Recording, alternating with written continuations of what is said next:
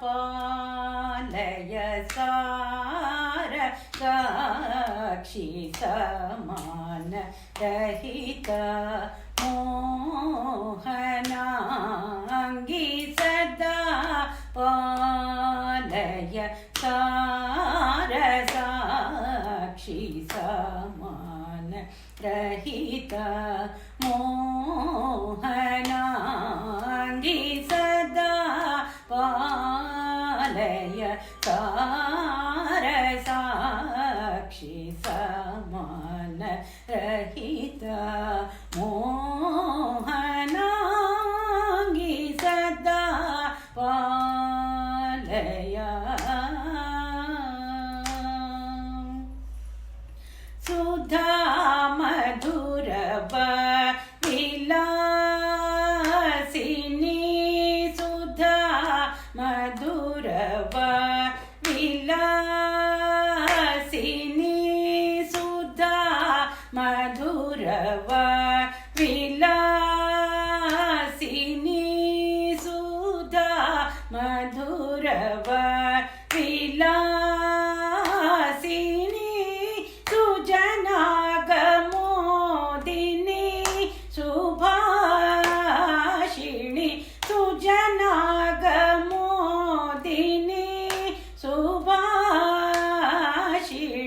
ಸದಾ ಪಾಲಯ ಸಾರ ಸಾಕ್ಷಿ ಸಮಾನ ರಹಿತ ಮೋಹನಾಂಗಿ ಸದಾ ಪಾಲಯ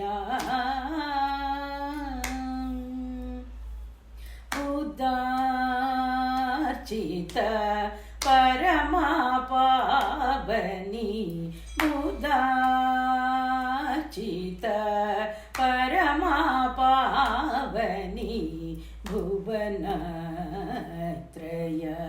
ಪರಿಪಾಲಿನಿ ಭುವನತ್ರಯ ಪರಿಪಾಲಿನಿ ಗದಾಚಕ್ರಧರ ಸೋದರಿ ಗದಾಚಕ್ರಧರ ಸೋದರಿ ಗದಾಚಕ್ರಧರ ಸೋದರಿ ಸದಾ ಶಿವಾರ್ಚಿತೆ ಮನೋಹರಿ ಸದಾ ಶಿವಾರ್ಚಿತೆ ಮನೋಹರಿ ಸದಾ ಪಾಲಯ ಸಾರ ಸಾಕ್ಷಿ ಸಮಾನ ರಹಿತ ಮೋಹನಾಂಗಿ ಸದಾ ಪಾಲಯ.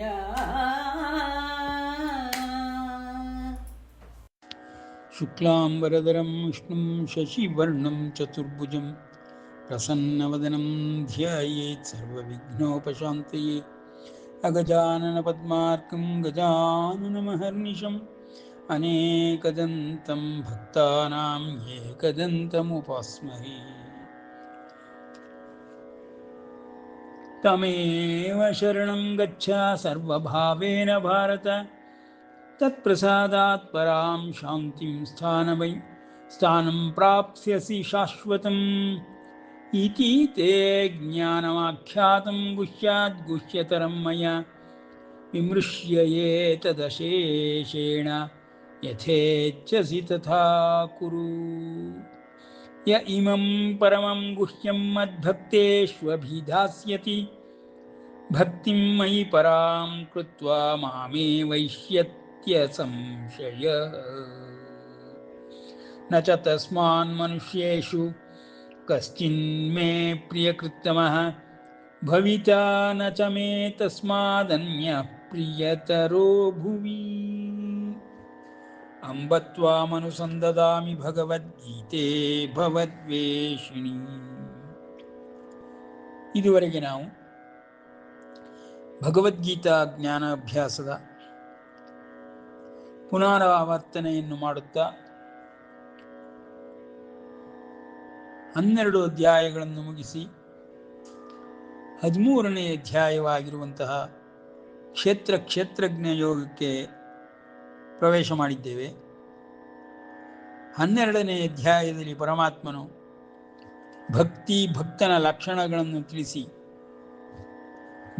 ಭಕ್ತನ ಮೂಲಕವೇ ದಿವ್ಯ ವ್ಯವಸ್ಥೆಗೆ ಪ್ರವೇಶವನ್ನು ಪಡೆಯಬೇಕೇ ಹೊರತು ಅನ್ಯಥಾ ಸಾಧ್ಯವಾಗಲಾರದು.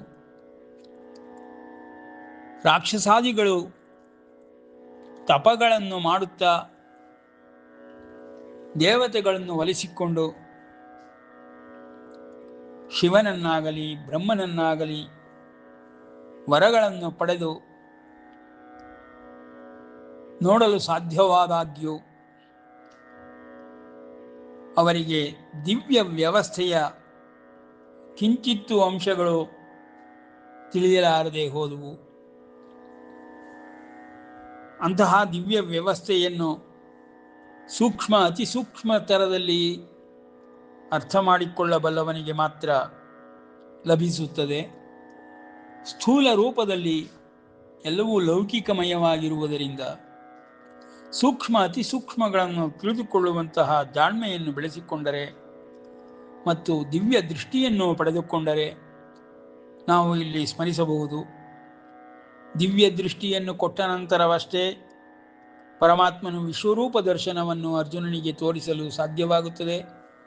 ತೋರಿಸಿದಾಗ ಅರ್ಜುನನು ಅದನ್ನು ಸೂಕ್ಷ್ಮಗ್ರಾಹಿಯಾಗಿ ಸ್ವೀಕರಿಸಿದುದರಿಂದಲೇ ಅವನಿಗೆ ದಿವ್ಯ ವ್ಯವಸ್ಥೆಯ ರಚನೆ ಹಾಗೂ ಕಾರ್ಯವೈಖರಿಯ ಬಗ್ಗೆ ತಿಳಿದುಬರುತ್ತದೆ.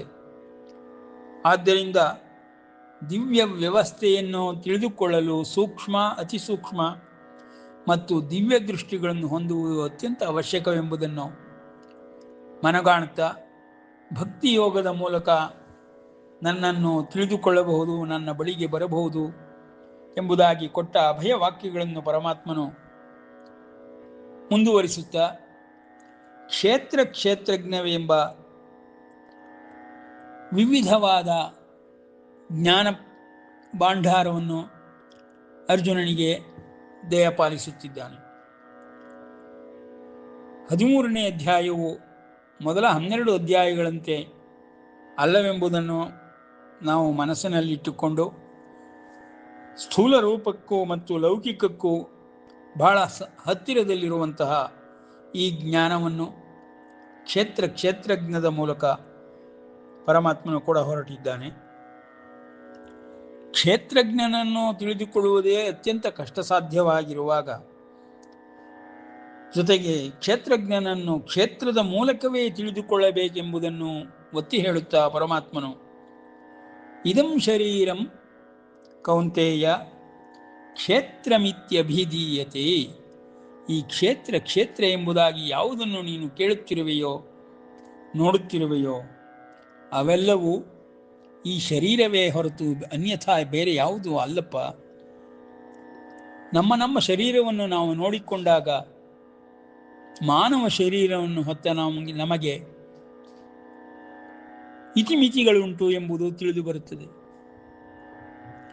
ಇತಿಮಿತಿಗಳಿಂದ ಹೊರತಾಗಿರುವಂತಹ ರಾಕ್ಷಸಾದಿಗಳಾಗಲಿ ದೇವತೆಗಳಾಗಲಿ ಅವರಿಗೂ ಒಂದು ಇತಿಮಿತಿಯ ಪರಿಧಿಯು ಇದ್ದೇ ಇರುತ್ತದೆ ಎಂಬುದನ್ನು ನಾವು ಪುರಾಣಾದಿಗಳಿಂದ ಓದಿಕೊಂಡು ತಿಳಿದುಕೊಳ್ಳಬಹುದು. ತ್ರಿಮೂರ್ತಿಗಳಿಗೆ ಎಲ್ಲರಿಂದಲೂ ಹೊರತಾದಂತಹ ಸೂಕ್ಷ್ಮತರವಾದಂತಹ ಅಸ್ತಿತ್ವವಿರುವುದರಿಂದ ತ್ರಿಮೂರ್ತಿಗಳ ವಿಷಯದಲ್ಲಿ ಆಗಲಿ ಮತ್ತು ಅವರ ಲೋಕಗಳ ವಿಷಯದಲ್ಲಾಗಲಿ ತಿಳಿದುಕೊಳ್ಳುವುದು ಸುಲಭ ಸಾಧ್ಯವಲ್ಲ ಎಂಬುದನ್ನು ಪರಮಾತ್ಮನು ತಿಳಿಯ ಹೇಳುತ್ತಾ ಇದಂ ಶರೀರಂ ಕೌಂತೇಯ, ಅಪ್ಪ ಪಾರ್ಥನೆ, ನೀನು ಯಾವುದನ್ನು ನೋಡುತ್ತಿದೆಯೋ ಸ್ಥೂಲ ರೂಪದಲ್ಲಿದೆಯೋ ಲೌಕಿಕ ಪ್ರಪಂಚದಲ್ಲಿ ಇರುವಂತಹ ನಿನ್ನ ಶರೀರವಾಗಲಿ ನನ್ನ ಶರೀರವಾಗಲಿ ಭೌತಿಕ ಶರೀರವಾಗಲಿ ಕ್ಷೇತ್ರ ಎಂದೆನಿಸಿಕೊಳ್ಳುತ್ತದೆ.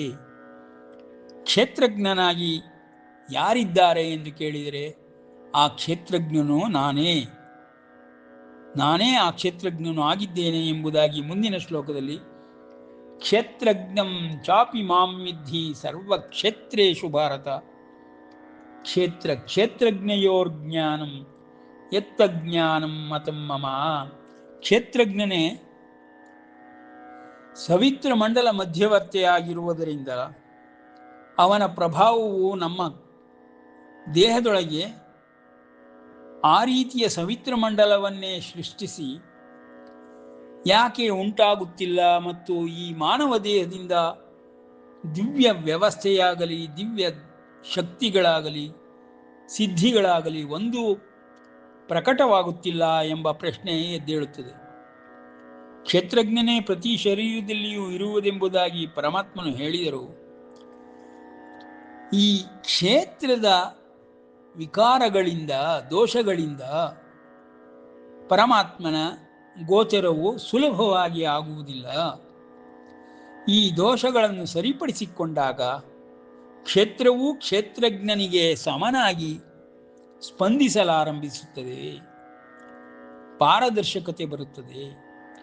ಆಗ ಕ್ಷೇತ್ರಜ್ಞನ ಅಸ್ತಿತ್ವವನ್ನಾಗಲಿ ಪ್ರಭಾವವನ್ನಾಗಲಿ ಸಂಪೂರ್ಣವಾಗಿ ನಾವು ಕಾಣಬಹುದು ಎಂಬುದಾಗಿ ಪರಮಾತ್ಮನು ಸ್ಥೂಲ ಸೂಕ್ಷ್ಮ ಅತಿ ಸೂಕ್ಷ್ಮಗಳನ್ನು ವಿವರವಾಗಿ ವರ್ಣಿಸುತ್ತಾ ಈಗ ಸ್ಥೂಲ ಸಂಬಂಧವಾದ ಸೂಕ್ಷ್ಮ ವಿಷಯಗಳನ್ನು ಸಂಕ್ಷೇಪವಾಗಿ ವರ್ಣಿಸ ಹೊರಟಿದ್ದಾನೆ.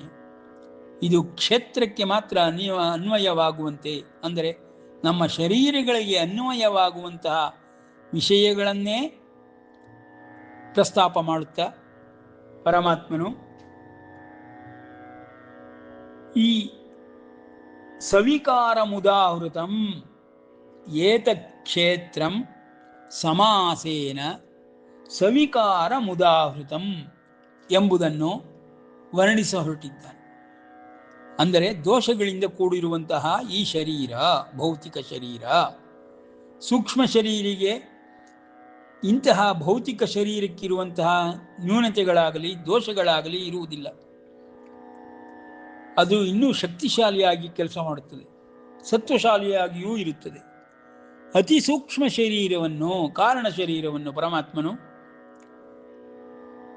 ಎಲ್ಲಕ್ಕಿಂತಲೂ ಹೊರತಾಗಿ ಪರಮಸಾತ್ವಿಕ ಸ್ವರೂಪವುಳ್ಳದ್ದಾಗಿಯೂ ಅತ್ಯಂತ ಪರಮಾತ್ಮನಿಗೆ ಹತ್ತಿರವಾಗಿರುವಂಥದ್ದು ಆಗಿದ್ದು ತ್ರಿಮೂರ್ತಿಗಳಿಗೂ ಸದಾಕಾಲ ಗೋಚರವಾಗುತ್ತಿರುವಂತಹ ಈ ಕಾರಣ ಶರೀರದ ವಿಷಯಗಳನ್ನು ಇದುವರೆಗೂ ನಾವು ತಿಳಿದುಕೊಂಡು ಬಂದೆವು.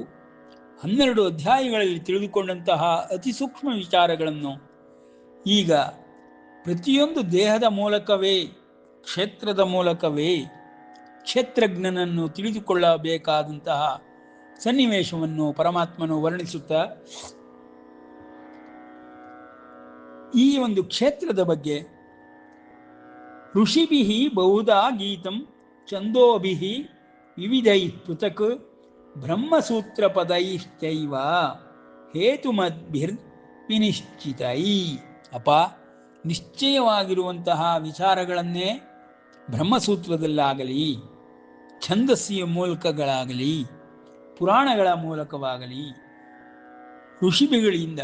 ಋಷಿಗಳಿಂದ ಬಹಳವಾಗಿ ಹೊಗಳಲ್ಪಟ್ಟಿದೆ, ವಿವರಣೆಗಳು ಕೊಡಲ್ಪಟ್ಟಿದೆ, ಹೇಳಲ್ಪಟ್ಟಿದೆ. ಜೊತೆಗೆ ಸಕಲ ಋಷಿಮುನಿಗಳು ಪ್ರಯೋಗಾತ್ಮಕವಾಗಿಯೂ ಇವುಗಳೆಲ್ಲವನ್ನು ಸಿದ್ಧಿಗಳೆಲ್ಲವನ್ನು ಪಡೆದುಕೊಂಡು ಸಂಸಿದ್ಧಾ ಸಿದ್ಧಪುರುಷರಾಗಿ ದೇವತೆಗಳನ್ನು ಸದಾಕಾಲ ಕಾಣುವಂತಹ ಅಮರತ್ವವನ್ನು, ಆ ಒಂದು ಅಮರತ್ವದ ಸ್ಥಿತಿಯನ್ನು ಅರ್ಥ ಮಾಡಿಕೊಳ್ಳಬಲ್ಲವರಾಗಿದ್ದು ದೇವಲೋಕಕ್ಕೂ ಮಾನವ ಲೋಕಕ್ಕೂ ಯಾವುದೇ ರೀತಿಯ ಅಡೆತಡೆಗಳಿಲ್ಲದ ಸಂಪರ್ಕವು ಏರ್ಪಟ್ಟಿದೆ ಎಂಬುದನ್ನು ತಿಳಿಸ ಹೊರಟಿದ್ದಾನೆ. ಇಲ್ಲಿ ನಾವು ನೋಡಬೇಕಾಗಿರುವುದು ಸ್ಥೂಲವಲ್ಲ, ಸೂಕ್ಷ್ಮವಾಗಿರುವಂತಹ ಸಕಲ ವಿಷಯ ವಸ್ತುಗಳ ಬಗ್ಗೆ ತಿಳಿದುಕೊಂಡಾಗ ಸೂಕ್ಷ್ಮ ಲೋಕವು, ಸೂಕ್ಷ್ಮ ಶರೀರಿಗಳು ಆದಂತಹ ದೇವತಾದಿಗಳು, ದೇವಲೋಕಗಳು, ಪುಣ್ಯಲೋಕಗಳು ಯಾವ ರೀತಿ ಕೆಲಸ ಮಾಡುತ್ತಿದೆ ಎಂಬುದನ್ನು ಅರ್ಥ ಮಾಡಿಕೊಳ್ಳಬಹುದು. ಅದನ್ನೇ ಪರಮಾತ್ಮನು ಮಹಾಭೂತಾನ್ಯಹಂಕಾರೋ ಬುದ್ಧಿರವ್ಯಕ್ತಮೇವ ಚ ಇಂದ್ರಿಯಾಣಿ ದಶೈಕಂಚ ಪಂಚಚೇಂದ್ರಿಯ ಗೋಚರಾಹ. ಪಂಚ ಇಂದ್ರಿಯ ಗೋಚರಾಹ, ಪಂಚ ಇಂದ್ರಿಯಗಳ ಮೂಲಕವೇ ಗೋಚರವಾಗಿರುವಂತಹ ಈ ಸೂಕ್ಷ್ಮವಾಗಿರುವ ವಿಷಯ ವಸ್ತುಗಳು, ಮಹಾಭೂತಾನಿಗಳು, ಪಂಚಭೂತಾನಿಗಳು, ಅವುಗಳ ಮಾತ್ರೆಗಳು ಎಲ್ಲವನ್ನೂ ತಿಳಿದುಕೊಳ್ಳಬೇಕು. ಅದು ತಿಳಿದುಕೊಳ್ಳುವುದಕ್ಕೆ ನಮಗೆ ಕ್ಷೇತ್ರವೆಂಬ ಈ ಒಂದು ಸಲಕರಣೆ, ಉಪಕರಣೆ ಸಹಾಯ ಮಾಡುತ್ತದೆ ಎಂಬರ್ಥದಲ್ಲಿ ಪರಮಾತ್ಮನು ಈ ಕ್ಷೇತ್ರದ ದೋಷಯುಕ್ತವಾದರೂ ಮಹಾಮಹಿಮೆಗಳನ್ನು ತಿಳಿಸಿಕೊಡುತ್ತಿದ್ದಾನೆ. ಇಂತಹ ಕ್ಷೇತ್ರದಲ್ಲಿ ಇದ್ದುಕೊಂಡೇ ಕ್ಷೇತ್ರಜ್ಞನಾಗಿ ಎಲ್ಲರೂ ಎಲ್ಲ ಸಿದ್ಧಿಗಳನ್ನು ಪಡೆದುಕೊಳ್ಳುತ್ತಾ ಉತ್ತರೋತ್ತರವಾಗಿರುವಂತಹ ಉತ್ತಮ ಸ್ತರಗಳಿಗೆ, ತುರಿಯಾವಸ್ಥೆಗೆ ಹೋಗಬಲ್ಲವರಾಗಿದ್ದಾರೆ. ಆಗ ಮಾತ್ರ ನಿನಗೆ ಆಯಾಯ ಸ್ತರದ ವಿಷಯ ವಸ್ತು ವ್ಯಕ್ತಿಗಳ ಗೋಚರವಾಗುತ್ತದೆ. ಅಲ್ಲಿಯವರೆಗೆ ಯಾವುದು ಕೆಳಗಿನ ಸ್ತರಗಳಲ್ಲಿರುವವರಿಗೆ ತಿಳಿದು ಬರುವುದಿಲ್ಲ ಎಂಬ ಅರ್ಥದಲ್ಲಿ ಪರಮಾತ್ಮನು ಮಹಾಭೂತಾನಿ ಅಹಂಕಾರೋ ಬುದ್ಧಿರವ್ಯಕ್ತಮೇವ ಚ ಇಂದ್ರಿಯಾಣಿ ದಶೈಕಂಚ ಪಂಚಚೇಂದ್ರಿಯ ಗೋಚರಾಹ ಇಚ್ಛಾ ದ್ವೇಷ ಸುಖಂ ದುಃಖಂ ಸಂಘಾತಶ್ಚೇತನಾ ಧೃತಿ ಏತತ್ ಕ್ಷೇತ್ರಂ. ಏತತ್ ಕ್ಷೇತ್ರಂ, ಎಲ್ಲ ಸೂಕ್ಷ್ಮ ವಸ್ತುಗಳನ್ನೊಳಗೊಂಡಂತಹ ಸೂಕ್ಷ್ಮ ಶರೀರದಲ್ಲಿ ಸತ್ವವನ್ನು ಬೆಳೆಸಿಕೊಳ್ಳಬಲ್ಲಂತಹ ಈ ಒಂದು ಕ್ಷೇತ್ರವಾಗಿ ಕಾಣಿಸುತ್ತಿರುವ ಭೌತಿಕ ಶರೀರವು, ಸ್ಥೂಲ ಶರೀರವು ಸವಿಕಾರಮುದಾಹೃತಂ ಎಂಬುದಾಗಿ ಪರಮಾತ್ಮನು ಹೇಳುತ್ತಾ ಕ್ಷೇತ್ರಜ್ಞರ ಸ್ವರೂಪವನ್ನು ವರ್ಣಿಸುತ್ತಿದ್ದಾನೆ. ಋಷಿಗಳು ಬಹುಪ್ರಕಾರವಾಗಿ ಹಾಡಿ ಹೊಗಳಿದ್ದಾರೆ. ವಿಧ ವಿಧವಾದ ಛಂದಸ್ಸುಗಳು ಬೇರೆ ಬೇರೆಯಾಗಿ ಹಾಡಿ ಹೊಗಳಿವೆ. ಹೇತುಗಳಿಂದ ಕೂಡಿದಂತಹ ಮತ್ತು ನಿಶ್ಚಯ ರೂಪವಾಗಿರುವಂತಹ ಬ್ರಹ್ಮಸೂತ್ರ ಪದಗಳೂ ಸಹಿತ ಕ್ಷೇತ್ರಜ್ಞರ ಜ್ಞಾನವನ್ನು ಕರುಣಿಸಿದೆ. ಇವುಗಳೆಲ್ಲದರ ಸಹಾಯದಿಂದ ಪಂಚಮಹಾಭೂತಗಳು, ಅಹಂಕಾರ, ಬುದ್ಧಿ, ಅವ್ಯಕ್ತ, 10 ಇಂದ್ರಿಯಗಳು ಮತ್ತು ಮನಸ್ಸು, 5 ಇಂದ್ರಿಯ ವಿಷಯಗಳು ಸೂಕ್ಷ್ಮವಾಗಿರುವಂಥದ್ದು. ಇಚ್ಛಾ, ದ್ವೇಷ, ಸುಖ, ದುಃಖ, ಸಂಘಾತ, ಚೇತನ, ಧೃತಿ ಇವೆಲ್ಲವೂ ಸೇರಿಕೊಂಡು ಕ್ಷೇತ್ರವೆಂದೆನಿಸುತ್ತದೆ. ವಿಕಾರದಿಂದ ಕೂಡಿದಂತಹ ಈ ಕ್ಷೇತ್ರವು ಸಂಕ್ಷೇಪವಾಗಿ ನನ್ನಿಂದ ನಿನಗೆ ಕೊಡಲ್ಪಟ್ಟಿತು ಎಂಬುದಾಗಿ ಪರಮಾತ್ಮನು ಅದನ್ನೂ ವಿವರಣೆಯಿಂದ ಕೊಡಲು ಸಾಧ್ಯವಿಲ್ಲ. ಅರ್ಜುನ, ಹಿಂದಿನಿಂದ ಬಂದಿರುವಂತಹ ಮುನಿಗಳಿಂದ ಬಂದಿರುವಂತಹ ಜ್ಞಾನವನ್ನು ನೀನು ಉಪಯೋಗಿಸಿಕೊಳ್ಳುತ್ತಾ ಬ್ರಹ್ಮಸೂತ್ರಗಳಾಗಲಿ, ವಿವಿಧ ಉಪನಿಷತ್ಗಳಾಗಲಿ, ವೇದೋಪನಿಷತ್ಗಳಾಗಲಿ ಇವುಗಳ ಆಕಾರದಂತಿರುವುದರಿಂದ ಅವುಗಳ ಮೂಲಕವೂ ನೀನು ಎಲ್ಲವನ್ನೂ ವಿವರವಾಗಿ ತಿಳಿದುಕೊಳ್ಳಬಹುದು. ನಾನು ಅವುಗಳನ್ನೇ ಸಂಕ್ಷೇಪವಾಗಿ ಹೇಳುತ್ತಿದ್ದೇನೆ. ಯಾವುದೇ ಹೊಸ ಜ್ಞಾನವನ್ನು ನಾನು ನಿನಗೆ ಕರುಣಿಸುತ್ತಿಲ್ಲ. ಆದ್ದರಿಂದ ಇವುಗಳೆಲ್ಲವೂ ಮೇಲಿನಿಂದ ಕೆಳಕ್ಕೆ ಬರುವಂತೆ ಸ್ತರದಲ್ಲಿ ಕೆಳಗಿಳಿಯುತ್ತಾ ಬಂದು ಮಾನವನ ಇತಿಮಿತಿಗಳಿಗೆ ಅರಿವಾಗುವಂತೆ ವರ್ಣಿಸಲ್ಪಟ್ಟಿದೆ. ವೇದೋಪನಿಷತ್, ಪುರಾಣ, ಇತಿಹಾಸಗಳಿಂದ ನಾವು ಕಲಿಯಬೇಕಾದುದೆಲ್ಲವನ್ನು ಪರಮಾತ್ಮನು ಸಂಕ್ಷೇಪವಾಗಿ ಮತ್ತು ಅತಿ ಸೂಕ್ಷ್ಮ ರೂಪಗಳಿಂದ ಇರುವುದಾಗಿಯೂ ತಿಳಿಸುತ್ತಲಿದ್ದಾನೆ. ಇಚ್ಛಾ, ದ್ವೇಷ, ಸುಖ, ದುಃಖ ಇವುಗಳೆಲ್ಲವೂ ನಮ್ಮ ಕಣ್ಣಿಗೆ ಕಾಣಿಸುವುದಿಲ್ಲವಾದರೂ, ಇಂದ್ರಿಯ ವಿಷಯಗಳಾದರೂ ನಾವು ತಿಳಿದುಕೊಳ್ಳಬಲ್ಲಂತಹ ಶಕ್ತಿಯುಳ್ಳವರು, ಬುದ್ಧಿಶಕ್ತಿಯುಳ್ಳವರು ಆಗಿದ್ದೇವೆ ಎಂಬುದನ್ನು ವಿಶದಪಡಿಸುತ್ತಾ ಪರಮಾತ್ಮನು ಎಲ್ಲ ಸೂಕ್ಷ್ಮ ವಸ್ತುಗಳನ್ನು ಮತ್ತು ಸ್ಥೂಲ ಇಂದ್ರಿಯಗಳನ್ನು ವರ್ಣಿಸುತ್ತಿದ್ದಾನೆ. ಅಮಾನಿತ್ವಂ ಮದಂಬಿತ್ವಂ ಅಹಿಂಸಾ ಕ್ಷಾಂತಿರಾರ್ಜವಂ ಆಚಾರ್ಯೋಪಾಸನಂ ಶೌಚಂ ಸ್ಥೈರ್ಯಂ ಆತ್ಮವಿನಿಗ್ರಹ. ಇವುಗಳೆಲ್ಲವೂ ಸೂಕ್ಷ್ಮ ರೂಪದಲ್ಲಿಯೂ ಇದ್ದು ಸಕಾರಾತ್ಮಕವಾಗಿಯೂ ಇರುವಂತಹ ಸನ್ಮಾರ್ಗದಲ್ಲಿ ಇರುವಂಥವರಿಗೆ ಮಾತ್ರ ದೊರಕುವಂತಹ ತಿಳಿಯಲ್ಪಡುವಂತಹ ವಿಶೇಷ ವಸ್ತುಗಳು ಎಂಬುದಾಗಿ ಅಮಾನಿತ್ವಂ, ಅದಂಭಿತ್ವಂ, ಅಹಿಂಸಾ, ಶಾಂತಿ, ಆರ್ಜವಂ, ಆಚಾರ್ಯೋಪಾಸನಂ, ಶೌಚಂ, ಸ್ಥೈರ್ಯಂ, ಆತ್ಮನಿಗ್ರಹ ಎಂಬ ಲಕ್ಷಣಗಳನ್ನು ವರ್ಣಿಸುತ್ತಾ ಪರಮಾತ್ಮನು ವೇದ ವಿದ್ಯೆಗಾಗಲಿ ದಿವ್ಯ ವ್ಯವಸ್ಥೆಯಾಗಲಿ ಪ್ರವೇಶ ಪಡುವುದಕ್ಕೆ ಪಥದಲ್ಲಿ ದೊರಕುವಂತಹ ಧರ್ಮ ನ್ಯಾಯಗಳನ್ನು ಸೂಕ್ಷ್ಮ ರೀತಿಯಲ್ಲಿ ತಿಳಿದುಕೊಳ್ಳಲೋಸುಗುವಾಗಿಯೇ ಎಲ್ಲ ಗುಣಗಳನ್ನು ಪರಮಾತ್ಮನು ಸಕಾರಾತ್ಮಕವಾದಂಥದ್ದು, ರುಜು ಮಾರ್ಗದಲ್ಲಿರುವಂಥದ್ದು ಎಂಬುದಾಗಿ ವರ್ಣಿಸುತ್ತಾ ಇಂದ್ರಿಯಾರ್ಥೇಷು ವೈರಾಗ್ಯಂ ಅನಹಂಕಾರ ಏವ ಚ ಜನ್ಮ ಮೃತ್ಯು ಜರ ವ್ಯಾಧಿ ದುಃಖ ದೋಷಾನುದರ್ಶನಂ. ಯಾವ ರೀತಿಯಲ್ಲಿ ಇವುಗಳನ್ನು ಅರ್ಥ ಮಾಡಿಕೊಳ್ಳಲು ಈ ಕ್ಷೇತ್ರವೆಂಬ ದೇಹವೆಂಬ ಶರೀರವೆಂಬ ಸಲಕರಣೆಯನ್ನು ಸಜ್ಜುಗೊಳಿಸಿಕೊಳ್ಳಬೇಕು, ಯಾವ ಮಾರ್ಗದಲ್ಲಿ, ಯಾವ ರುಜು ಮಾರ್ಗದಲ್ಲಿ, ಯಾವ ಸನ್ಮಾರ್ಗದಲ್ಲಿ ಸಿಗುವ ಲಕ್ಷಣಗಳೆಲ್ಲವನ್ನೂ ಪರಮಾತ್ಮನು ಸಂಕ್ಷೇಪವಾಗಿ ತಿಳಿಸುತ್ತಾ ಇಂದ್ರಿಯ ವಿಷಯಗಳಲ್ಲಿ ವೈರಾಗ್ಯವನ್ನು ಹೊಂದಬೇಕು, ಅಹಂಕಾರವನ್ನು ಬಿಡಬೇಕು, ಎಲ್ಲವೂ ಅಹಂಕಾರರಹಿತವಾಗಿ ಮೊದಲೇ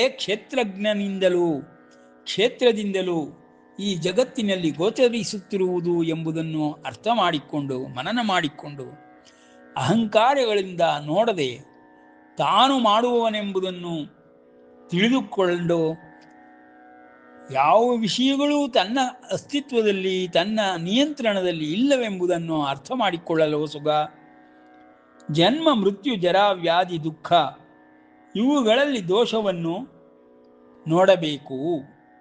ಆಗ ಈ ಕ್ಷೇತ್ರದ ಶರೀರದ ಇತಿಮಿತಿಗಳು ನಮಗೆ ಅರ್ಥವಾಗುತ್ತದೆ ಎಂಬುದಾಗಿ ಪರಮಾತ್ಮನು ಕ್ಷೇತ್ರದ ಇತಿಮಿತಿಗಳನ್ನಾಗಲಿ ಮತ್ತು ಕಾರ್ಯವೈಖರಿಯನ್ನಾಗಲಿ ಅದು ಕಣ್ಣಿಗೆ ಗೋಚರವಾಗುವಂತಹ ಇಂದ್ರಿಯಗಳಿಗೆ ಗೋಚರವಾಗುವಂತಹ ಕ್ಷೇತ್ರವೆಂಬ ಸಲಕರಣೆಯಾಗಲಿ ಉಪಕರಣವಾಗಲಿ ಹೇಗೆ ದಿವ್ಯ ದೃಷ್ಟಿಗೆ ಸಹಾಯಕವಾಗುತ್ತದೆ, ಸೂಕ್ಷ್ಮ ವಸ್ತುಗಳನ್ನು ತಿಳಿದುಕೊಳ್ಳಲು ಸಹಾಯಕವಾಗುತ್ತದೆ, ಯಾವ ರೀತಿ ಅದನ್ನು ಸಜ್ಜುಗೊಳಿಸಿಕೊಳ್ಳಬೇಕು, ಯಾವ ರೀತಿ ಉಪಯೋಗಿಸಿಕೊಳ್ಳಬೇಕು ಎಂಬ ದಿವ್ಯ ವ್ಯವಸ್ಥೆಗೆ ಸನ್ಮಾರ್ಗವನ್ನು ಪರಮಾತ್ಮನು ವರ್ಣಿಸುತ್ತಾ ಈ ಶ್ಲೋಕದಲ್ಲಿ ದಿವ್ಯ ವ್ಯವಸ್ಥೆಯ ಎಲ್ಲ ನಡೆನುಡಿಗಳನ್ನು 12 ಅಧ್ಯಾಯಗಳಲ್ಲಿ ತಿಳಿಸಿಕೊಟ್ಟು ಕ್ಷೇತ್ರಜ್ಞನ ಮಹಿಮೆಯನ್ನು ವರ್ಣಿಸಿದ ನಂತರ ಈಗ ಕ್ಷೇತ್ರದ ಮಹಿಮೆಯು ವರ್ಣಿಸಲ್ಪಡುತ್ತಿದೆ. ಈ ಕ್ಷೇತ್ರವು ಕ್ಷೇತ್ರಜ್ಞವು ಅವಿನಾಭಾವ ಸಂಬಂಧವನ್ನು ಹೊಂದಿರುವುದರಿಂದ ಕ್ಷೇತ್ರವು ಪಾರದರ್ಶಕವಾದಷ್ಟು, ಸಿದ್ಧಿಗಳನ್ನು ಹೊಂದಿದಷ್ಟು ನಾವು ದಿವ್ಯ ವ್ಯವಸ್ಥೆಯಲ್ಲಿರುವಂತಹ ಸಕಲ ಲಕ್ಷಣಗಳನ್ನು ಪಡೆದುಕೊಳ್ಳಬಹುದು, ಸಂಸಿದ್ಧರಾಗಬಹುದು, ಸಿದ್ಧರಾಗಬಹುದು, ಋಷಿ ಮುನಿಗಳಂತೆ ಎಲ್ಲವನ್ನೂ ತಿಳಿದುಕೊಳ್ಳಬಹುದು.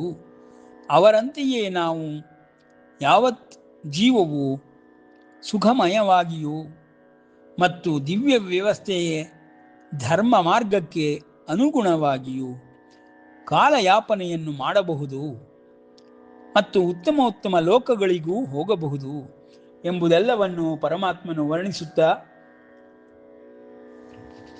ಅಸಕ್ತಿರನಭಿಷ್ವಂಗ ಪುತ್ರದಾರಾಗೃಹಾದಿಷು ನಿತ್ಯಂಚ ಸಮಚಿತ್ತತ್ವಂ ಇಷ್ಟಾನಿಷ್ಟ ಉಪಪತ್ತಿಷು.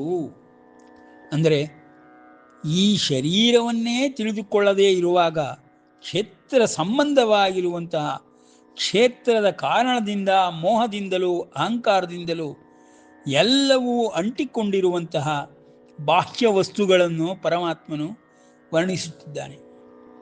ಈ ಬಾಹ್ಯ ವಸ್ತುಗಳನ್ನು ತಿಳಿದುಕೊಳ್ಳುವ ಮೊದಲು ಅಂತಃಸತ್ವವನ್ನು ನಾವು ಅರ್ಥ ಮಾಡಿಕೊಂಡು ಬಿಟ್ಟರೆ ಅತಿ ಸೂಕ್ಷ್ಮವಾಗಿರುವಂತಹ ದಿವ್ಯ ಲೋಕಗಳ ವಿಷಯಗಳಲ್ಲಿ ಅತಿ ಸೂಕ್ಷ್ಮಧಾರಿಗಳಾದಂತಹ ತ್ರಿಮೂರ್ತಿಗಳ ವಿಷಯದಲ್ಲಿಯೂ ಸಂಪೂರ್ಣವಾದ ಜ್ಞಾನವನ್ನು ಸಿದ್ಧಿಯನ್ನು ಕಾಣಬಹುದು ಎಂಬುದಾಗಿ ವರ್ಣಿಸುತ್ತಾ ಸ್ಥೂಲ ರೂಪದ ಕ್ಷೇತ್ರವನ್ನು ಅದರಲ್ಲಿರುವ ವಿಕಾರಾದಿ ದೋಷಗಳನ್ನು ಒಂದೊಂದಾಗಿ ಪರಮಾತ್ಮನು ತಿಳಿಸ ಹೊರಟಿದ್ದಾನೆ ಎಂಬಲ್ಲಿಗೆ ವಿರಮಿಸೋಣ.